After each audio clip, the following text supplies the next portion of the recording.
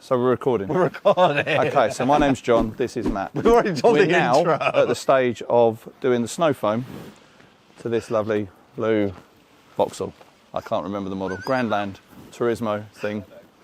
So Matt's going to go ahead. He's using the Stiandglass snow foam lance and Stiandglass snow. It is, yep. Stiandglass snow. So over to you, Matt.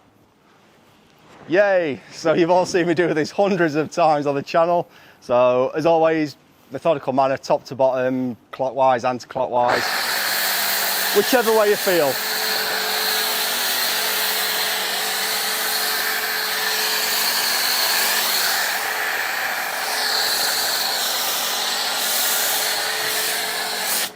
And it should not take you 5 minutes to snow foam a car like everybody on TikTok and Instagram.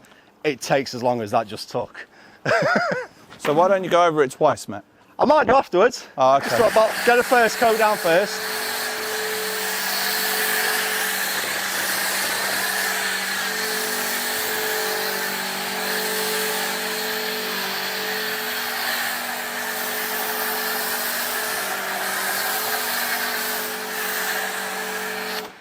And you see, because I'm a tight northerner, I know I only need to make up 500 mil.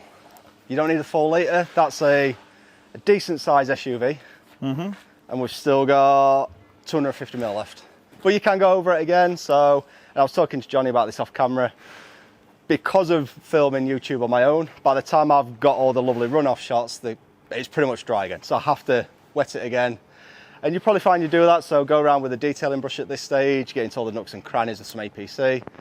And yeah, just let that sit there for a few minutes, fill up your buckets with wash solution, and then we'll rinse that off in just a moment. So why do you go over it twice anyway? I don't. You don't? I only go over it once because I just look at it and if I put 2 layers on, I'm just sitting a layer on another layer. It's not really doing anything. Exactly. So I go around it once, make sure I cover everywhere, leave it a few minutes and rinse it off. And my biggest pet peeve that I see is when people do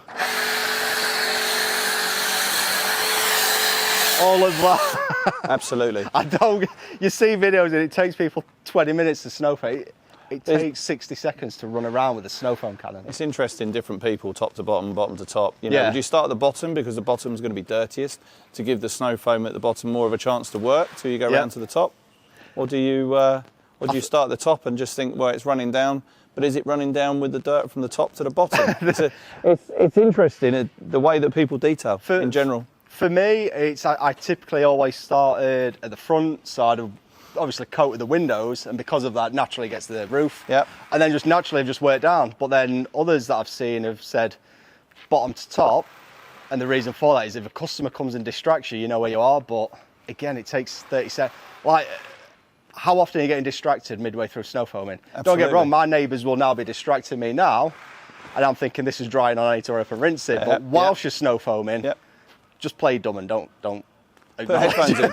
Just put headphones in. You can't hear them. I have earbuds, but they don't notice you've got earbuds in.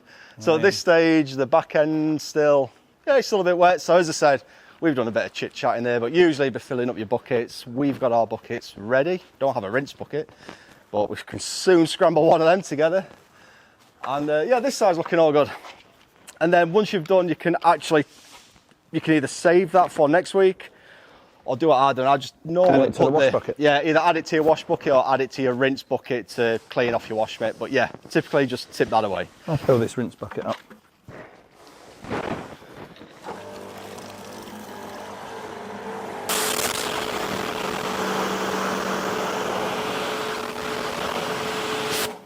I think I've just got the other cameraman. My bad. Amazing.